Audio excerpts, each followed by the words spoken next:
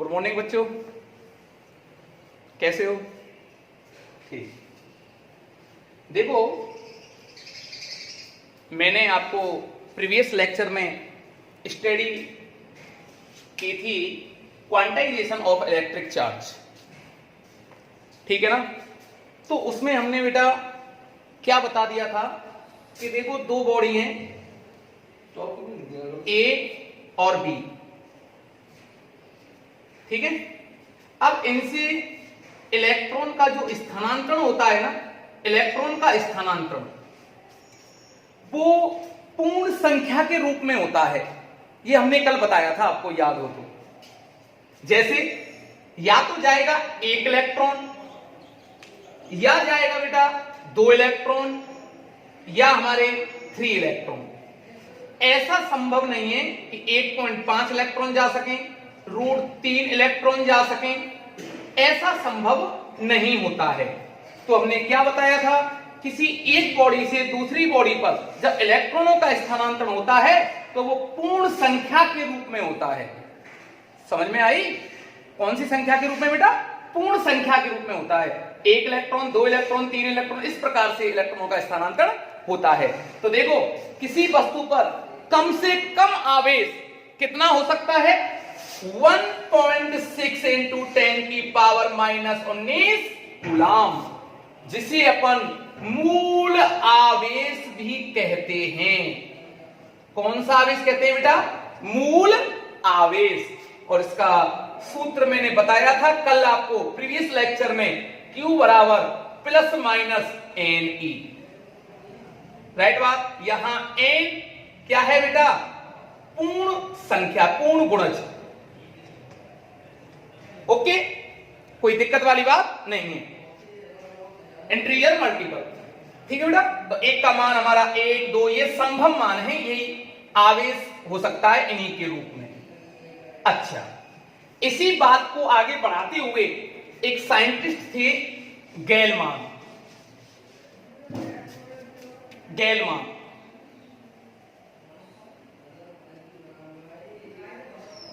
Theory. तो गैलमान theory क्या है बेटा हमारी? गैलमान क्या कहता है? गैलमान कहता है कि देखो, नाभिक है, नाभिक के अंदर होते हैं प्रोटॉन और न्यूट्रॉन, जिनको हम संयुक्त रूप से न्यूक्लियन कहते हैं, ठीक है ना? और इन न्यूक्लियनों का जो निर्माण होता है वो क्वार्क कणों से मिलकर के होता है। किससे मिलकर के? क्वार्क कणों से मिलकर के होता है। तो total number of quark particle is 6, that is DC और आपके TB और UD ये होते हैं। तो UD, ठीक है ना? अब देखो कौन कौन से हुए। गैलमान थ्योरी क्या कहती है? नाभिक है, तो नाभिक में कौन होते हैं बेटा? प्रोटॉन और न्यूट्रॉन। इनको संयुक्त रूप से क्या कहते हैं अपन? न्यूक्लियन कहते हैं, ठीक है ना? अब सुनो, यहां पर हम बताते हैं total number of quark particle is 6, that is कौन कौन से होते हैं बेटा? UD, CS और TB ये होते हैं, ठीक है ना? UD, CS और TB ये हमारे क्या होते हैं बेटा? 6 क्वार्क पार्टिकल हैं। अब इन पर जो चार्ज कितना कितना हो सकता है, इन पर आवेश कितना होगा? इन पर ये आवेश हो सकता है मैक्सिमम ±2e/3 से कितना बेटा? ±e/3, ठीक है ना? अब बात आती है, सर आपने जो हमको प्रीवियस लेक्चर में जो पढ़ाया था उन पर तो आपने ये बोला था कि जो आवेश का मान है 1/2e ±√3e, ये सर संभव ही नहीं है, ये बिल्कुल संभव नहीं है। तो सर यहां पर कैसे संभव हो जाएंगे? इसलिए बेटा इनकी कोई सैद्धांतिक पुष्टि बिल्कुल अभी तक नहीं हुई है। इसलिए ये तो इसको मैं इसलिए करा रहा हूं कि प्रोटॉन न्यूट्रॉन पर आवेश निकालने के लिए कि प्रोटॉन पर पॉजिटिव आवेश क्यों होता है, ठीक है ना, और न्यूट्रॉन उदासीन कैसे होता है, राइट बात, और इसका द्रव्यमान इसके द्रव्यमान से अधिक क्यों है। इसलिए मैं आपको थोड़ी सी नॉलेज आपको एक्स्ट्रा बताने जा रहा हूं। तो देखो बेटा, यहां पर जो प्रोटॉन और न्यूट्रॉन होते हैं ना, वो U और D क्वार्क पार्टिकलों से मिलकर बने होते हैं। यहां पर बेटा U को कहते हैं अपन अप क्वार्क कण, ठीक है ना, और D को कहते हैं डाउन क्वार्क पार्टिकल, राइट बात। अब देखो इस पर जो चार्ज होता है ना अप पर, वो होता है यहां पे +2e/3, और इस पर जो चार्ज होता है ना डाउन पर, वो होता है -e/3, ठीक है ना। अब देखो हम प्रोटॉन है ना, जो प्रोटॉन होता है वो कौन कौन से कणों से मिलकर बना होता है बेटा, प्रोटॉन। ये प्रोटॉन जो होता है ना, वो देखो दो तो U और एक D, दो तो U क्वार्क कण, ठीक है ना, और एक D क्वार्क कण से मिलकर बना होता है। और जो न्यूट्रॉन होता है ना, वो बेटा 2 D और एक U से मिलकर बना होता है। ये ध्यान से समझना। अब देखो इन पर U पर चार्ज कितना है, U पर चार्ज मैंने बताया था 2e/3 प्लस 2e/3 और बेटा बोलो -e/3, दैट इज कितना आया E। तो ये किसके बराबर हो गया, प्रोटॉन के आवेश के बराबर, ठीक है ना। तो यही तो हम पहले भी तो हम प्रीवियस लेक्चर में भी तो हमने ये पढ़ाया था कि प्रोटॉन पर आवेश कितना होता है, +1.6 × 10⁻⁻19 कूलम। अब देखो न्यूट्रॉन पर चार्ज की बात करें, न्यूट्रॉन कितना हो गया, -e/3 +2e/3। तो देखो यहां पे ये कट गया ना बेटा, तो कितना आया न्यूट्रॉन पर चार्ज, 0। तो ये सिद्ध हो गया कि न्यूट्रॉन पर चार्ज कैसा होता है, 0, और प्रोटॉन पर चार्ज कितना होता है, इतना होता है, ठीक है ना। गेलमान थ्योरी से हम ये समझते हैं। एक बात और ध्यान रखना कि यहां पर जो U और D है ना, तो थोड़ा सा D है ना U से अप क्वार्क कण से थोड़ा सा हैवी होता है D।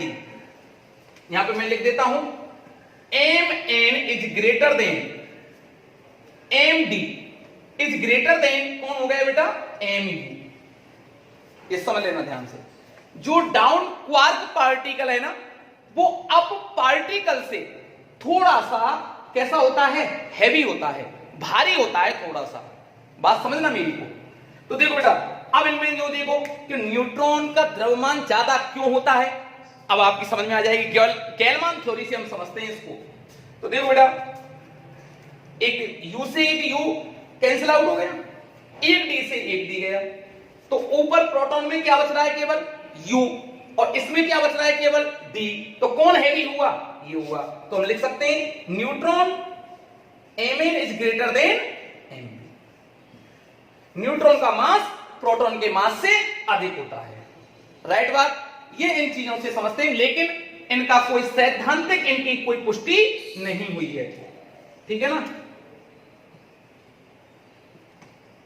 सैद्धांतिक पुष्टि नहीं हुई है, ओके। लेकिन ध्यान रखना बेटा, एक बात और बता दूं मैं आपको यहां पे, बहुत अच्छी बात है कि इलेक्ट्रॉनों का जो अच्छा किसी बॉडी का आवेशित होना किसके ऊपर डिपेंड करता है, इलेक्ट्रॉनों के स्थानांतरण से। इलेक्ट्रॉन एक बॉडी से जब दूसरी बॉडी पर जाएंगे तभी तो वस्तु आवेशित होगी।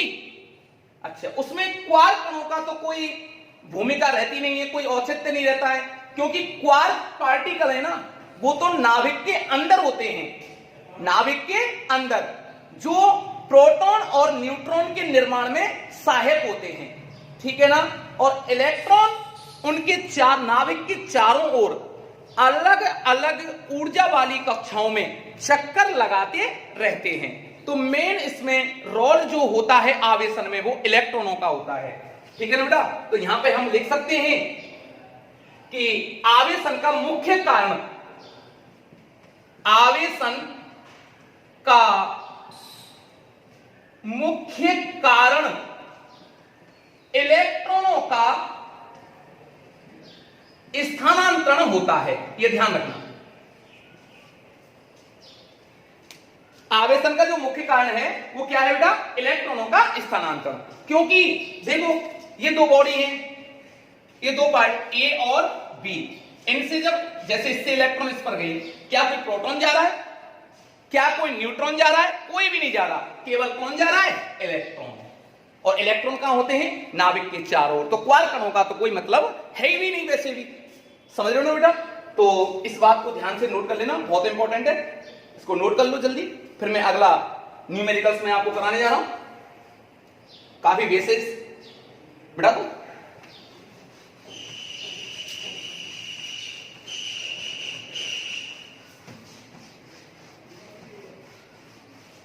हाँ देखिए बेटा, अब है न्यूमेरिकल्स, ध्यान समझना, बहुत इंपॉर्टेंट बात है हमारी यहां पे। हाँ बच्चों देखो, मैं अभी आपको न्यूमेरिकल्स कराने वाला हूं, ठीक है ना। तो कुछ क्वेश्चंस हैं, बहुत शानदार क्वेश्चंस हैं, ठीक है ना। तो ढंग से इनको ध्यान देकर के समझें, इससे आपका बेस मजबूत होगा। और कंपटीशन एग्जाम और आरबीएससी एग्जाम में काफी क्वेश्चंस ऐसे पूछे जाते हैं एक एक नंबर के, ठीक है बेटा। देखो पहला क्वेश्चन है विद्युतीकरण का सही परीक्षण। आप कैसे पहचानोगे कि ये मेरी वस्तु आवेशित है कि अनावेशित है, कौन से गुण के द्वारा पहचाना जाता है। तो बच्चों इस चीज का ये आंसर मैं लिख देता हूं, ये है बेटा प्रतिकर्षण। प्रतिकर्षण गुण के कारण किसी वस्तु के विद्युतीकरण का सही परीक्षण होता है। बोलो सर कैसे, बताओ आप। बहुत शानदार टॉपिक है बेटा। देखो ये अब एक वस्तु है, आवेशित है बेटा, ध्यान से समझना, कैसी है, आवेशित। और ये कैसी है बेटा, उदासीन, ठीक है ना। ये उदासीन है, मान लो, कल्पना कर लो आप, ये उदासीन है। उदासीन का मतलब total charge zero, total charge zero. इसका मतलब जितना धनावेश उतना ही ऋणावेश। बात समझ में आती है। तो देखो बेटा ये उदासीन है और ये क्या है, आवेशित है।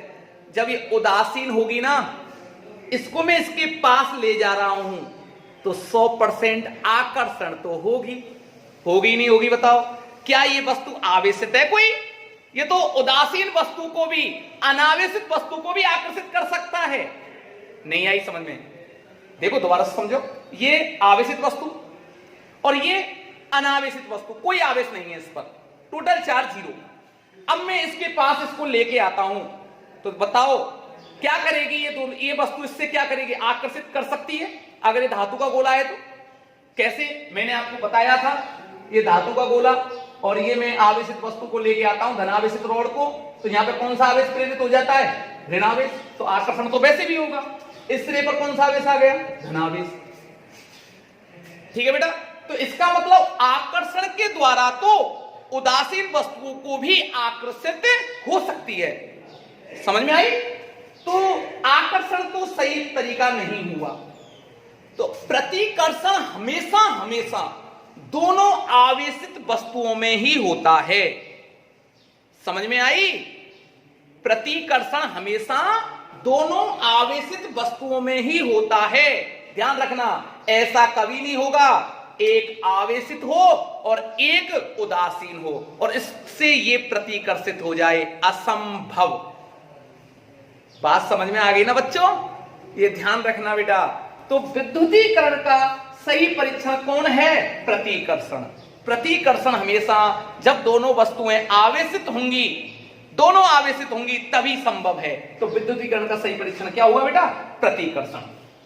अब देखो आवेशों के संदर्भ में आप क्या कहोगे, अगर कोई लाइन आपकी ऐसे लिखी हुई है Q1 + Q2 = 0, तो इसको मैं आगे सॉल्व करना चाहूं तो बेटा मैं इसको ऐसे भी लिख सकता हूं, Q1 + Q2 = 0 और Q1 बराबर माइनस Q2। देखो बराबर का चिन्ह आ रहा है, इसका मतलब क्या हुआ, Q1 इक्वल है Q2 के, दोनों का मान परिमाण में समान है, प्रकृति में विपरीत है। तो बेटा मेरे प्रीवियस लेक्चर में मैंने क्या स्टडी कराई थी, याद रखो, आवेश के संरक्षण के नियम में आवेश को ना तो नष्ट किया जा सकता ना उत्पन्न किया जा सकता, उसे एक वस्तु से दूसरी वस्तु पर रूपांतरण किया जाता है। तो उस किसी आइसोलेटेड सिस्टम में, किसी विलगित निकाय में बेटा कुल आवेश का मतलब धनावेश और ऋणावेशों का बीजगणितीय योग क्या रहता है, नियत रहता है। तो देखो इसको बदल लेंगे तो उसका निकाय के लिए, तो इससे क्या प्रूफ हो रहा है कि आवेश संरक्षण के नियम का पालन करता है। बात समझ में आ गई। आवेश एक कैसी राशि है बेटा, संरक्षित राशि है। तो आवेश के संरक्षण के नियम के पालन के बारे में ये बताता है।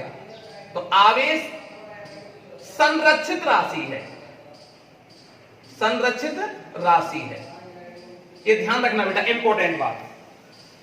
अब देखो किसी धात्विक गोले को बिना स्पर्श किए आप कौन सी विधि से आवेशित कर सकते हैं, किसी धात्विक गोले को बिना स्पर्श किए, कौन सी विधि, कौन सी, प्रेरण द्वारा, राइट बात। तो इसका आंसर हुआ बेटा प्रेरण द्वारा, प्रेरण द्वारा। नहीं समझ में, ध्यान समझना। नाविक कौन सा है, नाइट्रोजन। 714 पर आवेश का मान कूलम में ज्ञात करो। नाविक है बेटा, नाविक। तो नाविक में इलेक्ट्रॉन तो होते नहीं है, इलेक्ट्रॉन होते हैं क्या, नहीं होते। कौन होता है बताओ जल्दी, कौन होता है, प्रोटॉन। कितने प्रोटॉन, 7 प्रोटॉन। तो Q बराबर क्या हुआ, 7e। प्रोटॉन है प्लस लग जाएगा, तो Q इक्वल टू 7 प्रोटॉन पर आवेश 1.6 इंटू 10 की पावर -19 कूलम। ये कूलम लिया, समझ में आ रहा है, कोई दिक्कत तो नहीं आ रही, कर लोगे न्यूमेरिकल बेटा। अब देखो नेक्स्ट क्वेश्चन की बात करते हैं। Q1 Q2 is less than 0, दोनों आवेशों के मध्य बल की प्रकृति बताओ, कैसा नेचर होगा बल का। अगर इन दोनों आवेशों का गुणनफल 0 से कम है, ध्यान रखना बच्चों, 0 से कम कब होगा, जब एक प्लस होगा और दूसरा माइनस होगा, और दोनों का जब मल्टीप्लाई करते हैं, गुणा करते हैं, तो उनका मान 0 से कम आता है। बात समझ में आई। जैसे मैं एग्जांपल समझाता हूं, फॉर एग्जांपल मल्टीप्लाई हो रहा है, तो जैसे एक ले लिया -2 माइक्रो कूलम और एक ले लिया +2 माइक्रो कूलम, दोनों का मल्टीप्लाई करो तो -4 माइक्रो कूलम। देखो 0 से लेस देन 0। तो देखो बेटा ये जो मान आया है ना, ये जो मान आया है मेरा, वो 0 से कैसा है, कम है, और 0 से कम होता है तो कैसी नेचर हुआ, क्या चिन्ह आ रहा है बताओ, नेगेटिव। और नेगेटिव जब आता है तो कौन से बल को दर्शाता है, आकर्षणीय प्रकृति को। तो बेटा कौन सा बल लगा मेरा बताओ, आकर्षण बल लगा, ठीक है ना, अट्रैक्टिव नेचर होगा इसका, आकर्षणीय बल लगेगा, राइट बात। अब इसको तो आप बता दोगे, जब इन दोनों का गुणनफल 0 से ज्यादा है, 0 से ज्यादा है, तो कैसे करेंगे, या तो दोनों पॉजिटिव हों या दोनों, बताओ कैसे, हाँ, या दोनों नेगेटिव हों। क्यों, नेगेटिव नेगेटिव का मल्टीप्लाई करते हैं तो पॉजिटिव ही आता है, तो 0 से जब ही ज्यादा होगा। तो जैसे कोई भी एग्जांपल ले लो, -2 micro coulomb into -2 micro coulomb, that is क्या हो गया, 4 माइक्रो कूलम, किसमें, पॉजिटिव में। अब पॉजिटिव है, और पॉजिटिव किसको बताता है बताओ, कौन से नेचर को बताता है बेटा, प्रतिकर्षण। कैसा बल का नेचर होगा बताओ, ये प्रतिकर्षण बल लगेगा, राइट बात। कौन सा बल लगेगा बेटा, प्रतिकर्षण बल लगने वाला है, इसमें कोई दिक्कत वाली बात नहीं है। नेक्स्ट क्वेश्चन देखें, नोट करें, नोट हो गया सभी का। अब देखो अब क्या होगा बेटा, अब देखो ये है, ये 2 गोले, ये कुचालक स्टैंड पर रखे हुए हैं बेटा दोनों, ये भी एक कुचालक स्टैंड पर रखा हुआ है। ये गोला ए और ये गोला बी। बात समझ में आ रही है? सब दिखाई दे रहा है? हाँ, नोट तो हो गया ना? हाँ, तभी बाद में मिटाया बेटा आपसे पूछ के। अब देखो ये धनावेशित रॉड लाया हूं मैं इसके पास, तो बताओ ए और बी गोले पर कौन सा आवेश आएगा? ए गोला कौन से आवेश से आवेशित होगा और बी गोला कौन से आवेश से आवेशित होगा?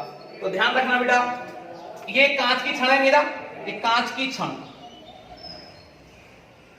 अब इसको जब मैं इसके पास लाया तो कौन सा आवेश आकर्षण बल के द्वारा? नेगेटिव आवेश आ गया इसका। इस आवेश पर, इस गोले पर इलेक्ट्रॉनों की कमी होगी तो कौन सा आवेश आ गया बताओ? धनावेश। जितना ऋणावेश उतना धनावेश। अब ध्यान रखना बेटा, अच्छा क्वेश्चन है ये, क्वेश्चन एग्जाम में पूछ लिया गया था, तभी मैं इसको करा रहा हूं, ठीक है ना? क्वेश्चन क्या था? ये दो गोले ऐसे सटा के दे दिए थे, आवेश नहीं दर्शाया था, आवेश तो मैंने बाद में दर्शाया है ना। ए और बी गोले पर कौन कौन से आवेश होगा, कौन कौन से आवेश से आवेशित होंगे? कांच की छड़ लेके आया मैं धनावेश, तो इस सिरे पर कौन सा आवेश आएगा? ऋणावेश। कौन से बल के कारण? आकर्षण बल के कारण। देखो ऐसा समझ लो, ये कौन सा बल लग रहा है इसके बीच में? आकर्षण। और बेटा ये धनावेश और धनावेश के बीच में बताओ प्रतिकर्षण बल, प्रतिकर्षण बल लगेगा।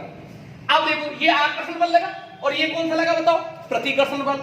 अब सुनो, अगर मैं पहले इस रॉड को ले जाऊं, कौन सी रॉड को? इस वाली को, तो बेटा ये आवेश तो गायब हो जाएगा। ये तो केवल आकर्षण बल के द्वारा ही तो ऋणावेश यहां पे उत्पन्न हुआ है। देखो कांच की छड़, अब यही बात चली, दोनों में क्या होगा? आकर्षण बल लगेगा, इनमें क्या लगेगा? प्रतिकर्षण बल लगेगा, ठीक है ना? अब समझो, देखो अगर मैं पहले इस रॉड को हटाऊं तो बेटा ये ऋण आवेश, जितना ऋण आवेश है ना उतना ही मेरे पास धनावेश उत्पन्न हुआ था, तो ये आवेश क्या हो जाएंगे? दोनों गायब हो जाएंगे। तो पहले मुझे इस वाले गोले को थोड़ा सा हटाना है। तो देखो अगला स्टेप, तो ये जब इसको हटाऊंगा, ये गोला ए और ये गोला, ज्यादा दूर नहीं हटाया, थोड़ा सा पास में हटाया है मैंने इसको। तो देखो बेटा, अब मैंने इसको हटाया तो ये आवेश धनावेशित रॉड, राइट बात। इस पर कौन सा आवेश? ऋणावेश। इस पर कौन सा आवेश? धनावेश, राइट बात। कोई दिक्कत वाली बात नहीं है। अब सुनो, जैसे ही मैं इस रॉड को, अब देखो इस रॉड को मैं दूर ले जाऊंगा तो ऋणावेश इस पर फैल जाएगा, धनावेश इस पर फैल जाएगा। अब मैं रॉड को हटा देता हूं और रॉड को जैसे ही मैंने हटाया,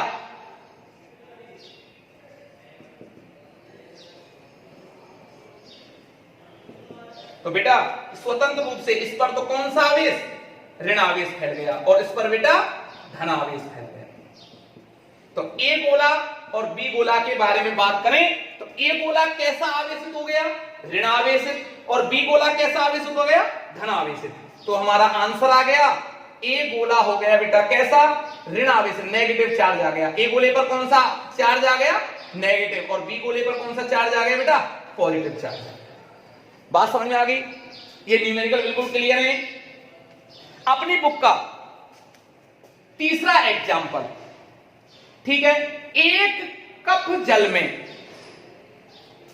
मापे, उसकी क्वांटिटी मात्रा दे रखी है 250 ग्राम में, धन तथा ऋण आवेश की मात्रा ज्ञात करें। तो ये क्वेश्चन नोट कर लिया, रब कर दूं?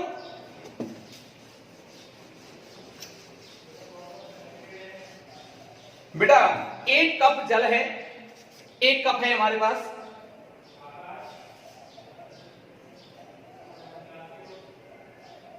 ठीक है ना?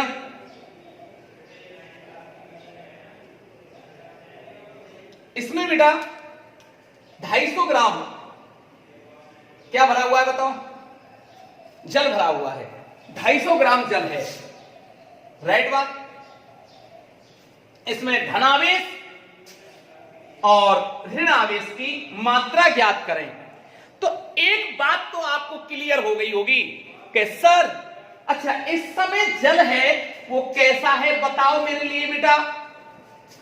कैसा जल है? उदासीन। तो उदासीन है तो इसमें धनावेश की जितनी मात्रा होगी, धनावेश की जितनी मात्रा होगी उतनी ही ऋणावेश की मात्रा होगी। बात समझ में आती है ना?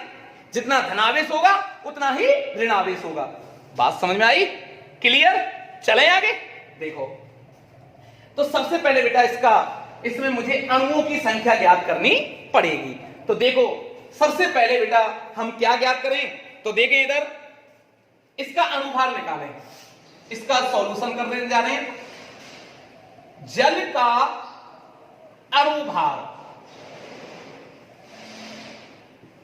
किसका बेटा? जल का सूत्र क्या होता है? H2O। तो कितना होगा? 1 + 1 प्लस कितना? 16 इक्वल टू 18। इसका अणुभार कितना आया बेटा? 18।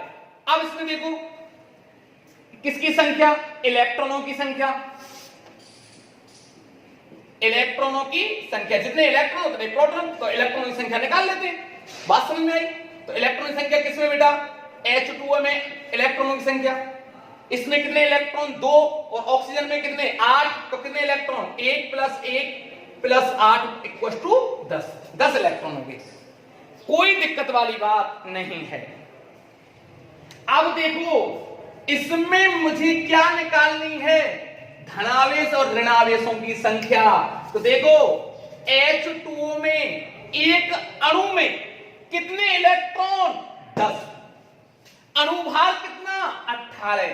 तो 250 ग्राम जल में बेटा मैं पहले अणुओं की संख्या ज्ञात कर लेता हूं। तो 250 ग्राम जल में अणुओं की संख्या, तो 250 ग्राम जल में अणुओं की संख्या। तो अणुओं की संख्या का सूत्र होता है M/M इंटू N। पढ़ रखा होगा आपने। ये है स्मॉल m मात्रा। स्मॉल m है उस पदार्थ की मात्रा, और इस मात्रा को, उस पदार्थ की मात्रा को किस में लिया जाता है बेटा? यहां ग्राम में। कितनी मात्रा है बेटा यहां? 250 ग्राम। m बराबर कितना है? m capital M, अणुभार 18। और आवोगाद्रो संख्या आप जानते हो, उसमें रख देते हैं डायरेक्ट। n बराबर 250 बटे अणुभार 18 इंटू 6.023 इंटू 10⁻23। ठीक है बेटा। अब इसको अपन सॉल्व करके लाते हैं। तो इसको अपन सॉल्व करते हैं तो बेटा ये कितना आता है? आपका आता है 0.83 इंटू 10⁻25 अणु। इतने अणु होते हैं। तो देखो एक अणु में कितने इलेक्ट्रॉन? 10। कितने इलेक्ट्रॉन है बेटा? 10 इलेक्ट्रॉन आते हैं। तो H2O के एक अणु पर आवेश निकालो। H2O के एक अणु पर आवेश, आवेश कितना? एक अणु पर आवेश Q बराबर क्या होता है? N। आवेश निकालना Ne। अच्छा इसमें कितने इलेक्ट्रॉन? 10। ठीक है ना बेटा? Ne आ गया। तो इसमें कितने इलेक्ट्रॉन हो गए? 10 इलेक्ट्रॉन। कितने इलेक्ट्रॉन बेटा? 10 इलेक्ट्रॉन। तो इतने अणुओं में, कितने में अणुओं की संख्या कितनी है? 0.83 इंटू 10⁻25 अणुओं में आवेश। तो Q बराबर 10E इंटू 0.83 इंटू 10⁻25 या 10 into 8.6 into 10⁻−19 into 0.83 into 10⁻25 that is. अब देखो इसको सॉल्व कर लो। इसको अपन सॉल्व करते हैं। इसकी पावर को काट लें अपन, और पावर को काटने पर बेटा देखो ये कट गया, तो ये आता है हमारा लगभग अप्रोक्सीमेटली 1.32 इंटू 10⁻7 इलेक्ट्रॉन। बात समझ में आ गई ना? 1.32 इंटू 10⁻7। इसको अपन सॉल्व कर लेते हैं। एक गई 18 बची, इसको मल्टीप्लाई करते हैं, और 25 में से 18 इनको गुणा करके लाते हैं, मल्टीप्लाई कितना आता है? इतने इलेक्ट्रॉन। अच्छा इतने इलेक्ट्रॉन जब इससे जाएंगे, इतना इसमें इलेक्ट्रॉन होंगे, उदासीन है ना, ध्यान रखो। जल कैसा है इस समय? उदासीन। तो जितना इसमें ऋणावेश होगा ना, जितना इस पर ऋणावेश होगा उतना ही इसमें क्या होगा? धनावेश, क्योंकि इस समय जल कैसा है? उदासीन। तो बेटा जितना प्लस और उतना माइनस। क्लियर हो गया न्यूमेरिकल? कोई दिक्कत वाली बात नहीं है। समझ में आ गया? नोट कर लो फटाफट। आओ अगला क्वेश्चन देखें बेटा, पर जल्दी नोट करें फटाफट। हाँ बच्चों, ये क्वेश्चन है अगला नेक्स्ट, छाप वो तो नोट कर लिया ना आपने। अब देखो, बहुत अच्छा क्वेश्चन है। आपको आज इस क्वेश्चन से एक बात समझ में आ जाएगी कि एक कूलम आवेश कोई छोटा मोटा आवेश है कि बहुत बड़ा आवेश है। आवेशन की क्रिया में एक वस्तु से दूसरी वस्तु में 10⁹ इलेक्ट्रॉन पर सेकंड की दर से स्थानांतरित हो रहे हैं। तो बताओ एक कूलम आवेश को स्थानांतरित होने में कितना समय लगेगा? तो बेटा देखो, इसका सॉल्यूशन अपन करने जा रहे हैं। 10⁹ इलेक्ट्रॉन पर सेकंड की दर से इलेक्ट्रॉन स्थानांतरित हो रहे हैं। तो ध्यान रखना, 1 सेकंड में स्थानांतरित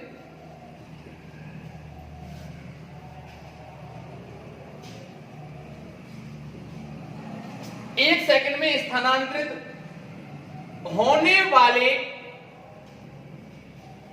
इलेक्ट्रॉनों की संख्या कितनी है बेटा? 1 सेकंड में कितने इलेक्ट्रॉन स्थानांतरित हो रहे हैं?